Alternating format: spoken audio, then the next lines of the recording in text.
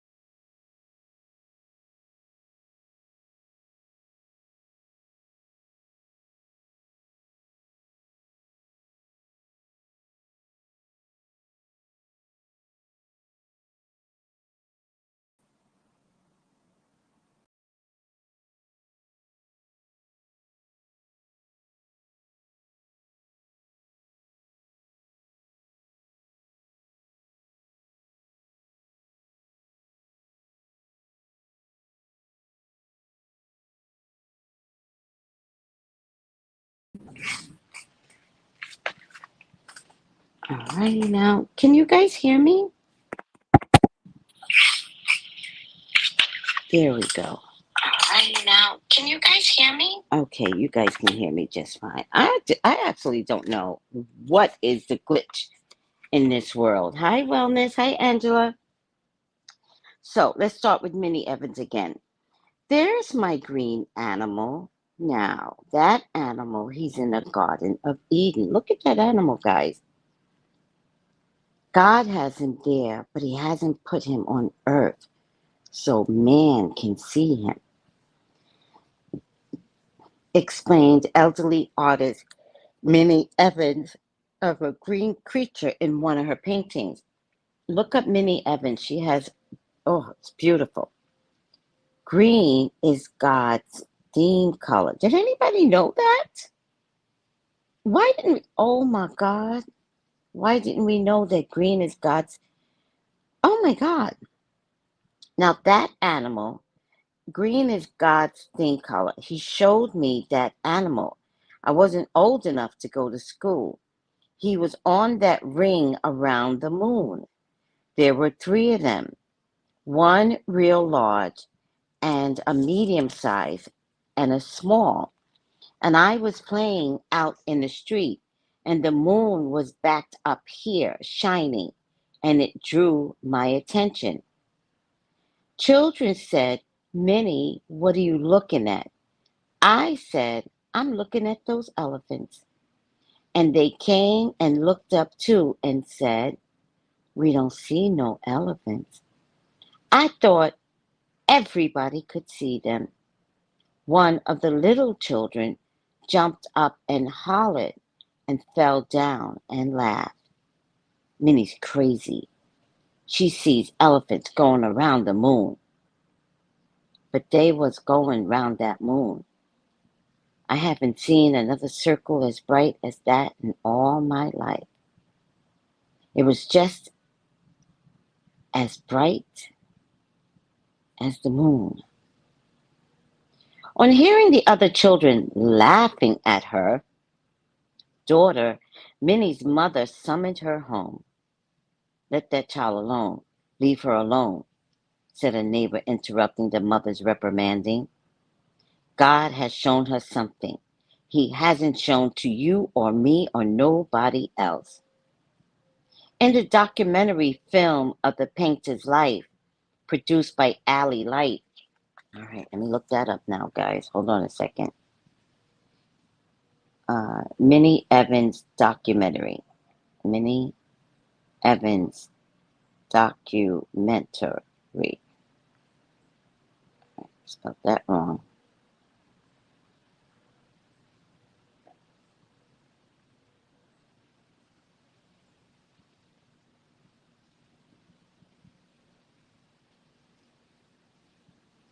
The angel that stands by me, Minnie Evans Bottle Chapel.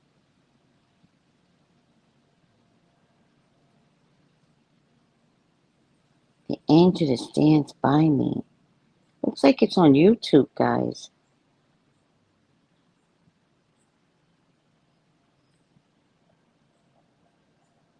I'll post it in the feed and you can screenshot it.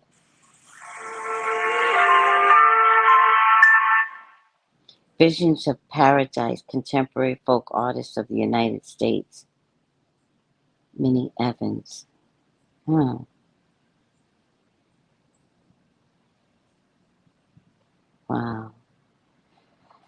All right, guys, I will share this with you. I can't wait to watch this later.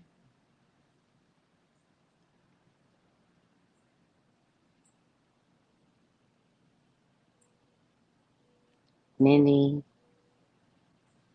Evans.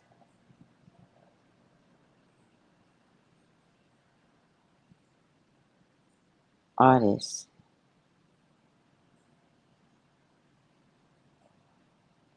Documentary.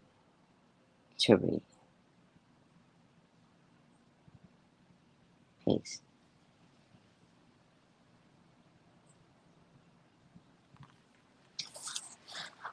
That sounds, if you go to my YouTube channel, that's the highlighted. So if you want to screenshot it, but if you go to my YouTube channel, I'll make sure I put it in the comments, or it's in the comments right now, on YouTube, not on StreamYard, but if you go to YouTube, you can click on it right now.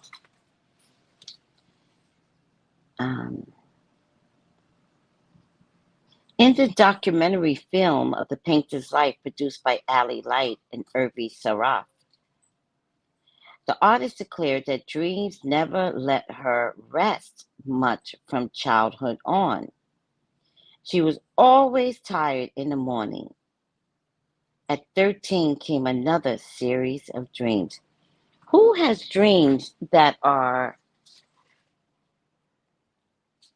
prevent you from sleeping? That's another common problem with children. So you really got to watch your kids, right? And you really have to listen to them, and you really have to know and get them to respect that sleep is mandated. And this is why sleep is mandated, because there's a fine line between psychic ability and going crazy. So you gotta find a way to get your children to sleep, even if you have to give them, a child's version of melatonin. Do what it takes, because you need a sound mind for psychic children. Again, these are real problems that occur. On hearing it, okay.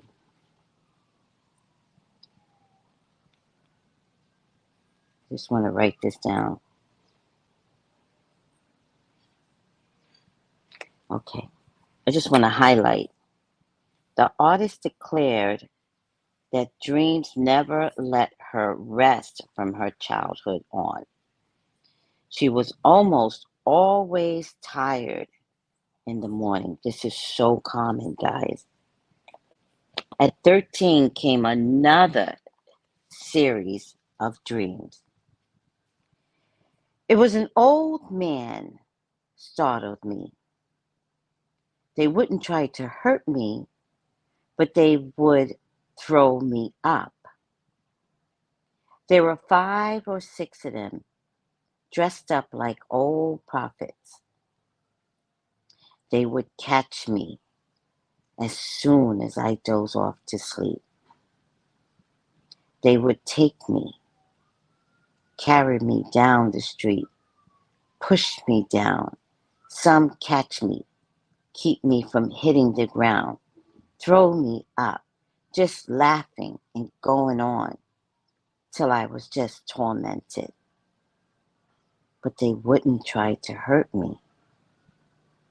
For 3 different times, they had me down to the soldiers' cemetery. I have woke up more times in that cemetery. Oh, child. Someone called Minnie's name all day long when she stayed at her grandmother's house down the street from the cemetery. Again, does anyone, again, I think we're learning a lot, so forgive me if I keep pausing. I think it's important to pause and discuss things. Does anyone have that experience where someone is calling your name, but no one's calling your name? Right? So, what my mom taught me was to say immediately, I'm not ready. Not ready. Because you never know what spirit is there. Is it a good spirit? Is it a bad spirit? Children can't tell the difference. If they're calling your name out, just say, not ready. The other thing I wanted to point out, which I would pray that she had conversations with her parents about these spirits that would take her in her dream. If you guys remember, Ezra had the same problem. And I had to teach Ezra. The answer is no. You have the power in your dreams to say no. So learn that that's an exercise that you can control your dreams, be it real or not in your dream world. So let's say you're dreaming and spirit comes in and wants to astral travel with you, but you know astral travel is beginning to bother you. You might have did it at first, but now the more you did do it, the more anxiety you're getting. Then you have to say, I'm not traveling.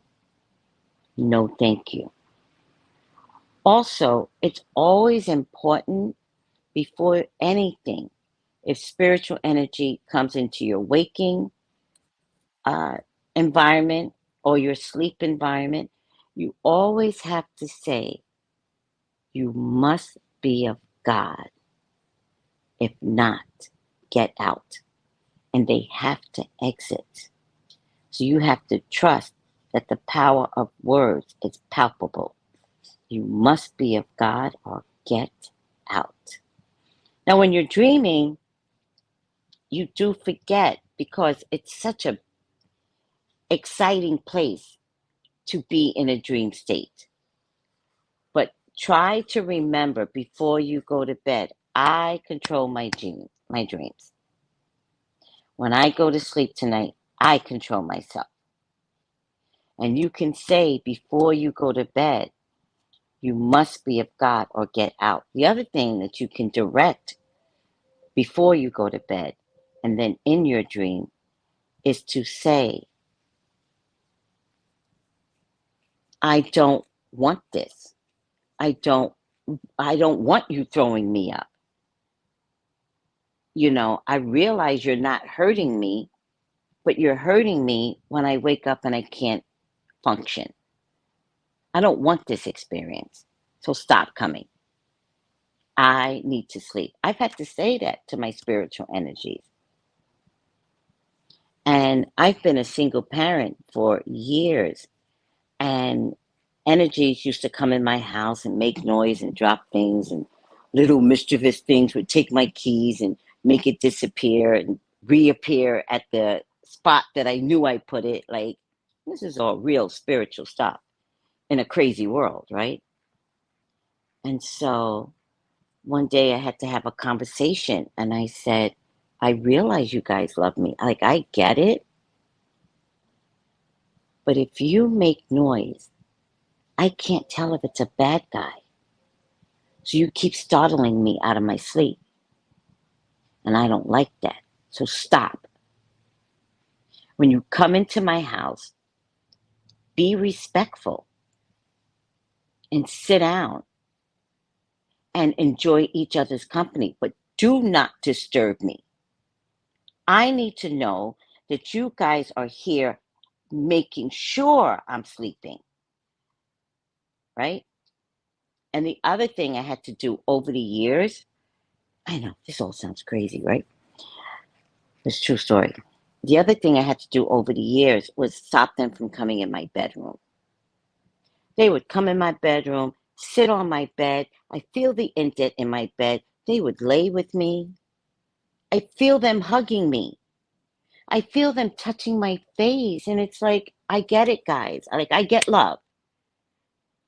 But even that disrupts me. So this is your rule, and it's gonna stand. You all are invited. You all stay in my living room. You are no longer past the threshold of my bedroom. You all are watching over my house and watching over me. I love you and thank you. Party hard, talk to each other, but under no circumstances do you make a noise or drop anything.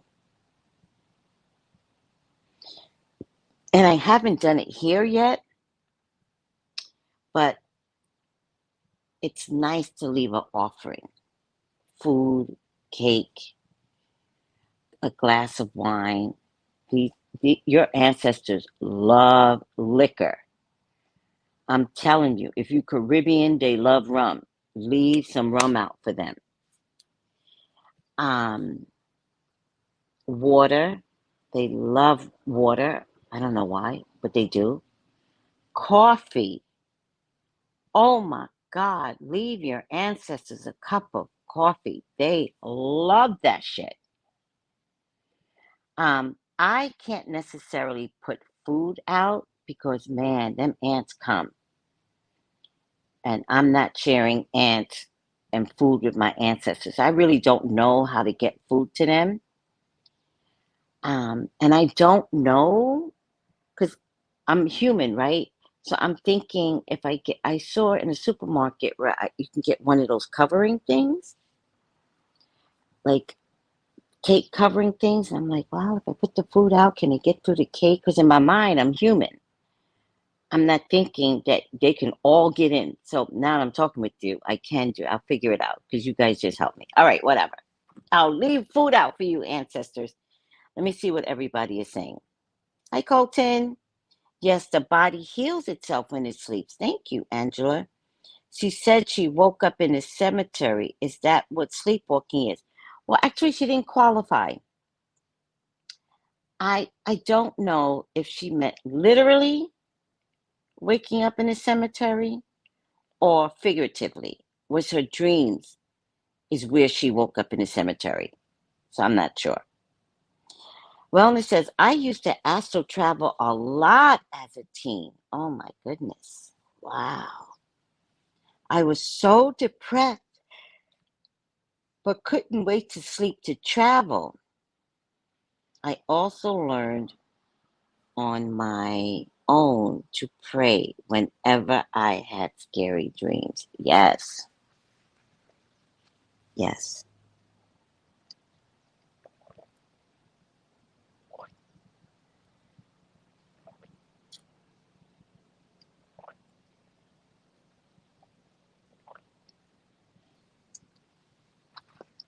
I cannot wait to eat, guys. I have not eaten. I have no crackers.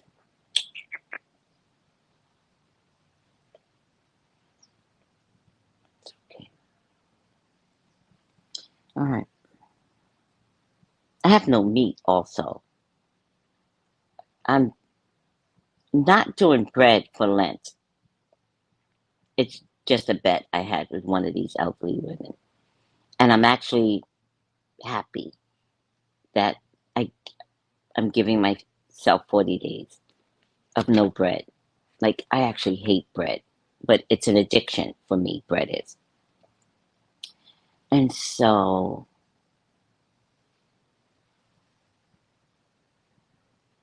mm, trying to think, I have no crackers. And so, meat has been a real problem for me lately.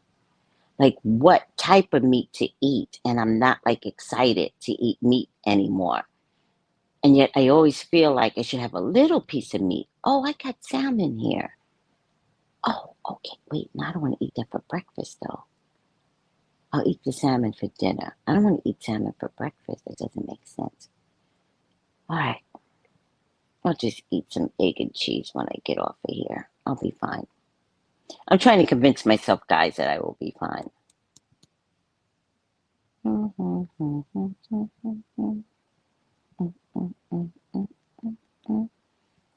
right.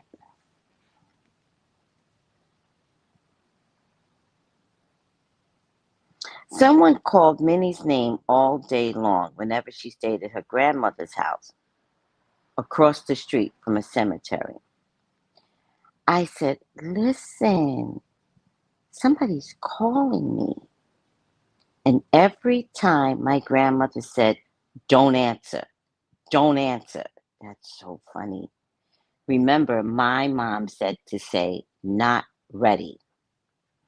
She was afraid, she said, you're fixing to go to the boneyards, the cemetery, she would call it. Oh, the boneyards. Oh, that's so funny. She say, if you hear them calling, don't answer. Just come and say, Mama, did you call me? I had to break myself off from answering because they called me so much. Oh, what a miserable life I had to be a child. I wasn't nothing but a child. Born in North Carolina in 1883, Minnie Evans began painting and drawing in 1935. The animals going around the moon, which she saw in that childhood vision, are among the subjects of her art. Oh, really?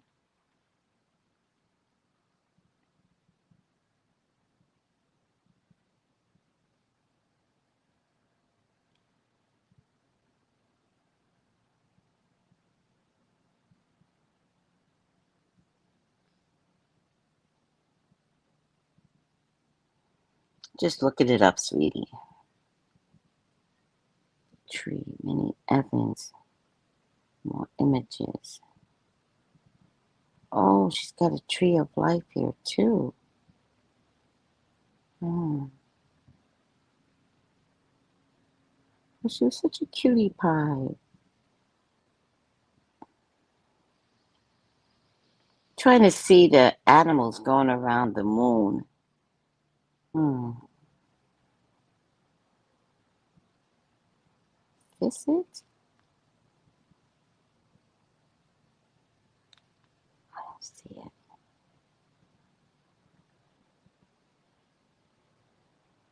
Man, these look like tarot cards if you ask me. They are beautiful. You see the animals, images, tree of life. I want to see the one where she says the animals going around the moon. If I find it, guys, I'll show you guys next week. Very indigenous art pieces. Looks like from India, actually. So pretty. Oh, she was an amazing artist. Huh.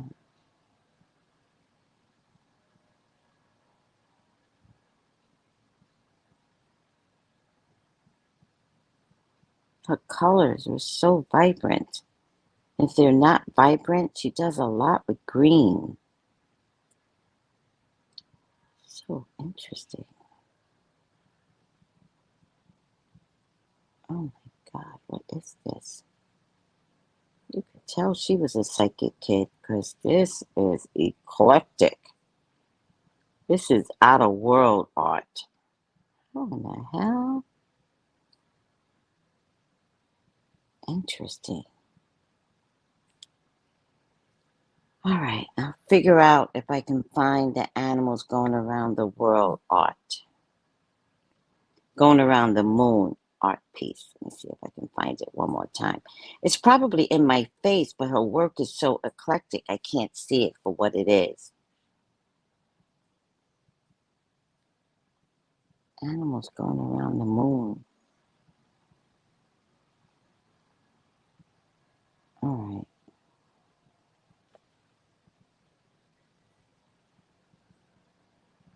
I wonder if there's a book of all her art pieces. She's been in some of the most. Oh, oh wow, oh wow, oh wow. This is so beautiful. Oh, she used to make a lot of white faces, but there's a black face here. That is fascinating.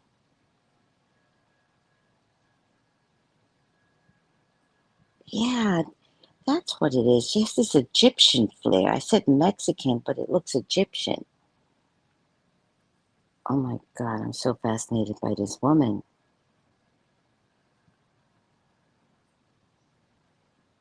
There might be a book here, Painting Dreams, Minnie Evans. You might be able to find it on Amazon, guys. Oh, you know what her paintings look like if you look it up? It looks like a kaleidoscope. Who loved the kaleidoscope images when you were a kid? That's what her paintings look like, kaleidoscopes.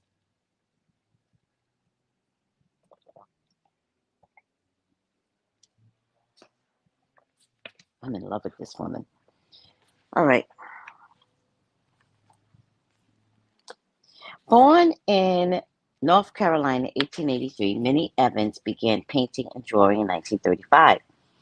The animals going around the moon, which she saw in that childhood vision, are amongst, let me see, the subjects of her artwork. I was between 12 and 13. Between 13 and 14, I saw the very first plane. I didn't know what it was. I was in such I was in such a awful fix. So much of dream.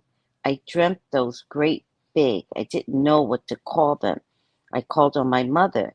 There's some big white iron bird flying over our heads, she said. What kind of crazy thing is that?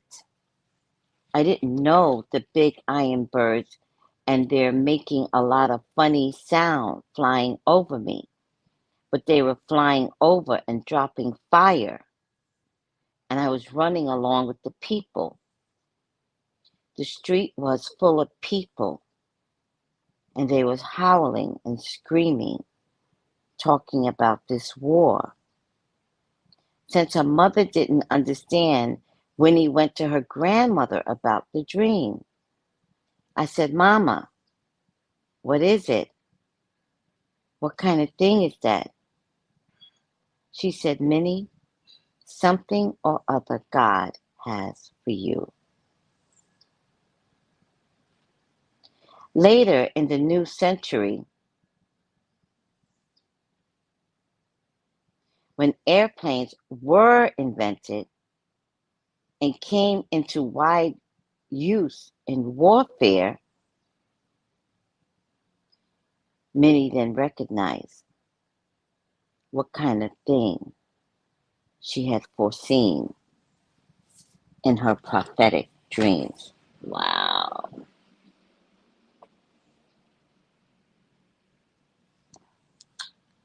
me see what everybody's saying. Creative Soul says, I saw some of her art at a gallery many years ago. She's all over. Famous galleries, yes. Angela goes, rethinking the double-sided tape thing is cruel. Gotta check myself. What is that? The double. Oh, wait. Angela, put double-sided tape on legs of altar to prevent ants to getting to food. Oh, yeah, I get you.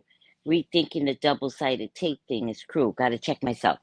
Thank you for that, Angela. Yeah, I have a huge problem with ants here. Um, the way to not have a problem with ants is you don't leave a crumb out. Not don't ever make a mistake when you live in ant territory. Do not leave a crumb out. Don't drop a crumb on the floor. I gotta mop my floors before I go to bed because I eat in my living room. I gotta make sure my counters are nice and clean. If I do that, I do not have ants, right? But this is ant territory. So sometimes ants come with no rhyme or reason. And so you're right to put the tape down for like the ancestors would have a damn fit. They'll be like, my brother's there, meaning, can you reincarnate into an insect or animal, which I do believe you can. So, yeah. But thank you for checking on yourself. I love that. Good for you, Angela. All right.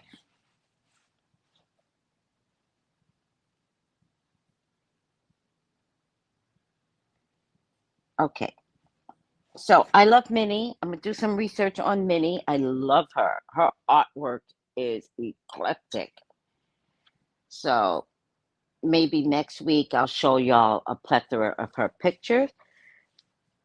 And I say maybe because these last 5 weeks have been a lot. And even my son came back in these last 5 weeks. So it's just been like, whoa, everybody slow down. And then my neighbors, they're like fighting over me. And I'm like, yo, just one body. I can't split myself up. So I say maybe for you guys to give me grace.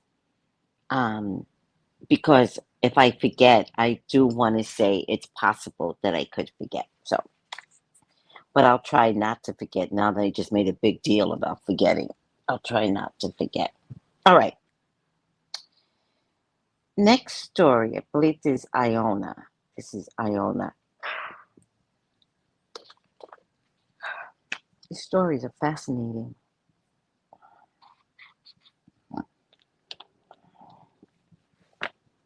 In a revelation, when she was 12, she was shown her gifts by the Lord. Whether awake or asleep, she would have visions. Spirits would come to talk with her. She would sense and know the dispositions and thoughts of other people and absorb their pains. And she would receive empowerment to heal through pain. Heal. Okay, hold on. I'm starting to stutter. Let me read that over again.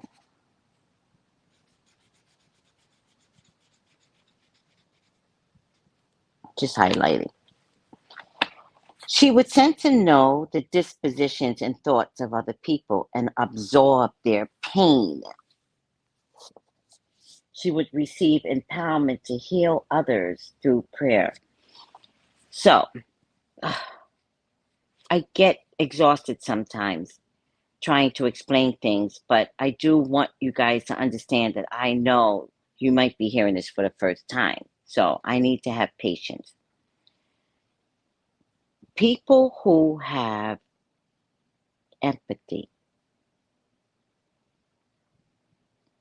and can feel the thoughts or pain of others, I want to say to you, mind your goddamn business.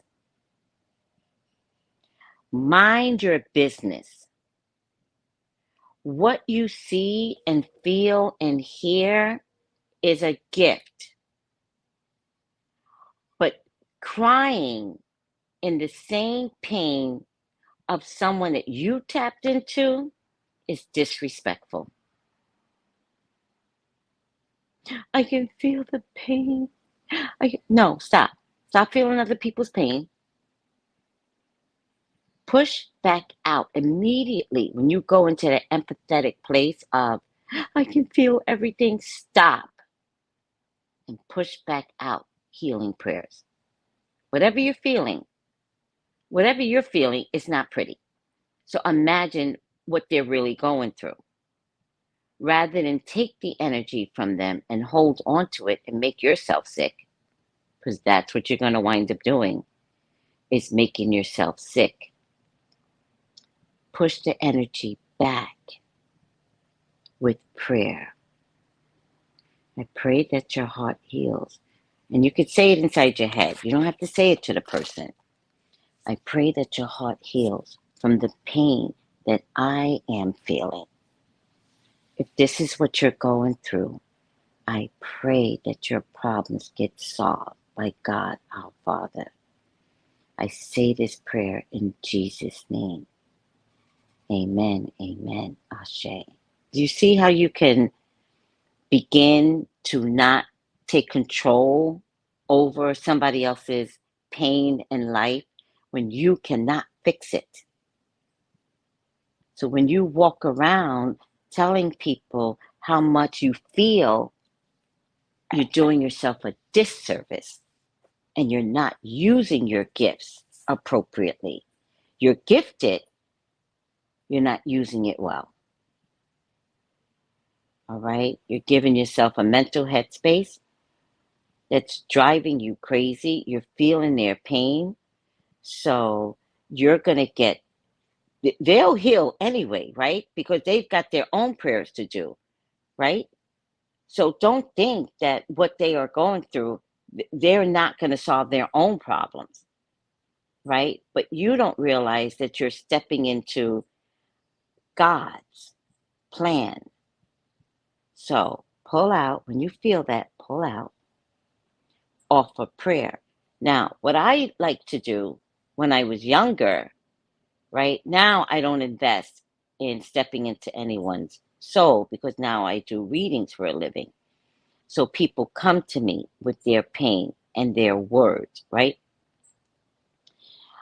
But whenever I would be in a space where I could read someone's energy and I could see how sad they were, I turned the gift around to see if I can 100% figure out what they're going through. So I would see if it was a relationship issue, a mother-daughter issue, a baby issue.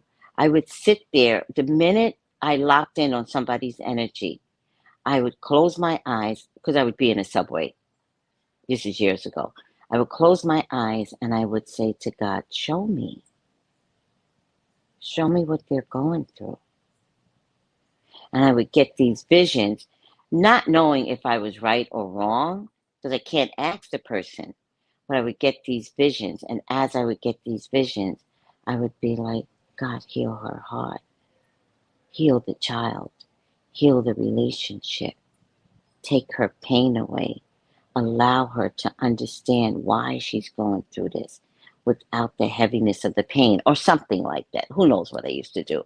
But I'm inviting you all not to use your empathetic gifts and absorb it. That is the closest way to get gray hair and to die early. Don't do it. Nope. All right.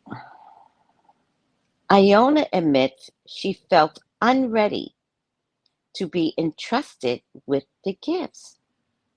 As one of 12 children, Lord have mercy, these people used to have 12 and 15, 11 children. Mm-mm-mm. As one of 12 children being raised by a widowed father, too much of her was needed in physical world living. Then, on an afternoon when she was quieter than usual, the Lord began to prepare her. Iona tells that he gave her immediate understanding of the Bible. And when her father perceived her sharp comprehension, he assigned her to read the Bible to him every Sunday. In adulthood, she had accepted her gifts. They are as she was shown in Revelations. She used them to counsel and to be of service in her community. A member of the Praise the Lord Foundation, she visits prisons where she lectures and teaches. She prays with the inmates and instructs them in the scriptures. Born in Louisiana, Iona White has lived in Richmond, California for almost 3 decades. Wow. All right, guys, I'm going to stop here. I have a busy day of readings today. And so I want to thank you guys. I want to bless you guys today and always. Open up to your psychic gifts, your psychic abilities. We all have it. Your spiritual gifts, your spiritual abilities. And I want to open you all up to not being confused. Your gifts are designed for you specifically.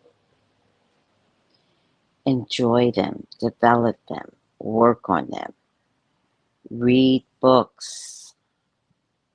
All right? If you're having astral travel, read a book on astral traveling, what it is, how to work it, how to stop it, how to develop it. Just don't be fearful and love your space today with your gifts. There's only you, and there's no one better than you. Designed perfectly, imperfectly by God. All right, guys. I love you so much. Oh, I will be back on later. I'm going to try a new series of sorts, so I hope it works out, guys. So I'll see you guys in a few hours after I get some work done. Love you guys. Take it easy. Bye. Let me see. California again. That's so funny, Angela. One more story, and then we on to the chapter 2. Really? Hold on.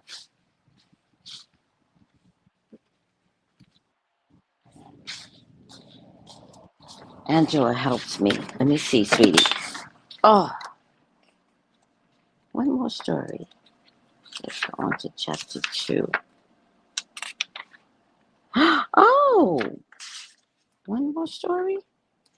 Oh, I would love to begin chapter 2 next week. Okay. Angela, you're amazing. Thank you so much. One last story. Let me see who. It looks like it's April. Looks like her name is April. April King. Thank you, Angela. I remember the first time I turned Queen of the Morning at Disneyland. The first time I wanted to be queen, and they came over. It was like I made them, had them do it because they just came over and made me go up there. I wanted to go and they picked me. Then I did it another time, confessed April King in 1985. I had a dream about a queen that pulled a sword out of a stone, and that was with Merlin. That was the night before we went to Disneyland. The next day, I was queen of the morning. Her mother had noticed that whenever people with cameras are around, April manages to get her picture taken. Well, it's like I think that they will do it and I want them to, and then in a little while they turn the camera around and they do it, explains the little girl. April is accurate a lot of the time. Whenever she has a hunch, I definitely pay attention, remarks the mother, Lori King, who herself is psychic and hostess of a metaphysical radio program. What? There used to be a metaphysical radio program back in the 80s. Even before the child was 2 years old, her mother was led to act on the young one's precognitions. For Lori, the mom, a particular innocent of that period stands out. The family was then living in San Francisco. Here we go again with California, guys. And Lori was still married to April's father. April kept going to our front door and banging on it and saying, "Mama, go see Granddad. Get the car. Go now." I called my husband at work and told him that we were driving to Bakersfield. He got there, and within 3 days, my father was in a hospital for bypass surgery. I felt if we hadn't been there to help him to get to the hospital, he might not have made it. April was really in touch with him, even though she didn't know him well at that point. Since she was 3 months old, April has been reading what? Since she was 3 months old, April had been reading cards. What? At 13 months, she acquired the first deck of a regular playing cards for her independent readings. Did you guys know you could do readings on regular playing cards? Her technique was to examine the deck, pass her hands over each card, then select one or two cards and point them towards a person in the room. She has read at psychic fairs with her mother. Through her accuracy, she has gained her own small following. A crystal marble is always part of her readings when she looks in it. She sees pictures. Have you guys ever tried looking at your crystals and seeing if you could see in it? It takes a little bit of practice, but you can do it. Images can be shown to you.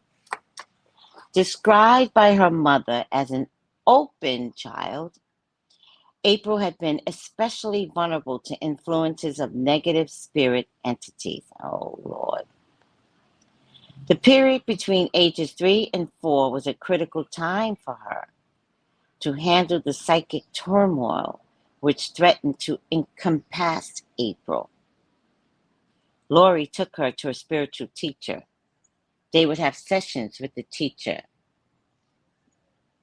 Miss Hananda, and at other times he would appear in spirit to help April handle the entities harassing her. See, that's the part I hate about the spiritual world. April's great-grandmother, a discarnate being, has been vigilantly present in her life. She appeared during the child's birth and shows up on occasion very visibly, manifesting as she appeared in life. A short, dark-complexioned woman of pure African lineage, She consistently is present when April is sick and gives Lori instructions and fusses at her about the care of the child. Aware of her paternal great grandmother, April, April talks with her in dreams. At times, they astral travel together. One time, my mother was sick in the afternoon. I touched her, and she felt better for a while. The next day, I touched her, and she was completely fine. By touching, April has helped her mother and several animals feel better. Participating in a psychic fair at 6 years old, April sold aura drawings she created, her mother reports. Born in May 1980, April King lives with her mother in Bakersfield, California, where she attends a Quaker school. In response to a question about what she thought she was here to do in life, April replied, to be a doctor and to help people get well. She also thought of becoming an actress or a practicing psychic. The mother-daughter relationship between Lori and April is older than the present lifetime. Once the child asked the mother, who is the mother and who is the daughter this time? Oh, this is jam-packed with a lot of stuff. So I'm going to start at the bottom.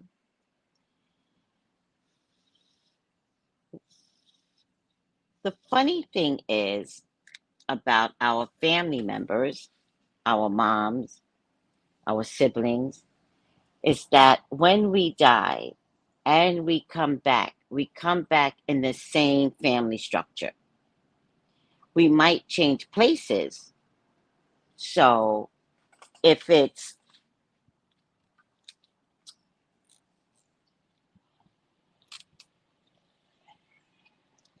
like if I pass, I could come back as my son's daughter,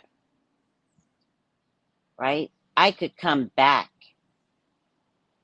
and my mother that I knew in this life could be my daughter, especially if they have things to heal. Like you can't come back um, unhealed. You have to come back with the willingness to heal. And so I could come back. I don't want to come back, but I don't really want to come back, spirit. But I could come back and I could birth my own mother so that she can have another chance at getting it right. This is an example. Um, you could be husband and wife in this life and then birth your wife in another life. So I like the last part where she says, once the child asks the mother, who is the mother and who is the daughter this time? So she was fully aware they had done this again and again. I like the part where she has crystal marble as a part of her readings when she looks in it and she sees pictures. I like the part about Disneyland where she's like, I'm going to go and I'm going to be the queen. And then she was the queen. When I was a kid, we used to have, uh, uh, it's the spring equinox. In any case, I can't remember. It's something very Celtic. In any case, my my school did ring around the pole where you have all these colorful strings and everybody dances around the pole and you whatever. In any case, I was in fourth grade and I remember looking and I remember saying I wanted to be my grade because only one grade gets chosen and it's always the fifth grade.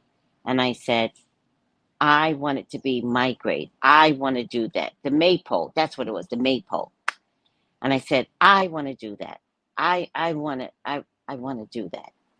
Sure enough, out of all the fifth grade classes, which it might have been 7 or 8 classes, my fifth grade class was chosen. Wow. So I get this when she was like, I'm going to be queen. I'm going to do it. And boom, she was queen twice. Oh, you know, I'm a little curious about that. I'm not denying it, but I'm wondering if the girl was like playing with the cards or kissing the cards or putting the cards in her mouth. I'm really curious as to what that was about. April was doing card readings at 3 months old.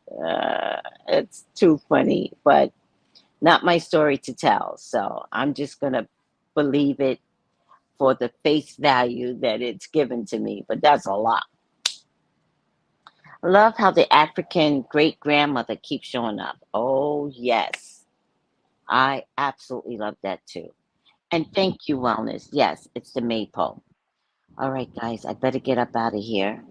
I need to zen for my next reading, but I also need to eat.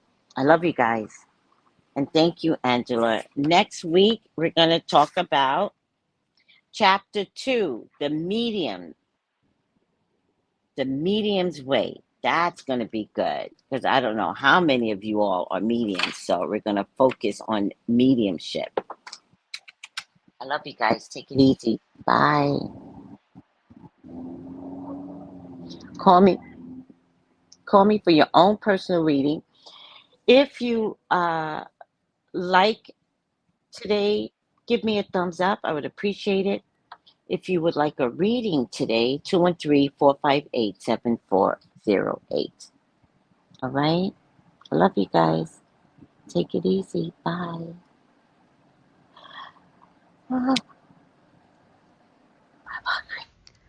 Gals and guys, go to Tracy Brown Live. Go to Tracy Brown Live. Go to Tracy Brown Live. Gals and guys, go to Tracy Brown Live. Go to Tracy Brown Live. Go to Tracy Brown Live.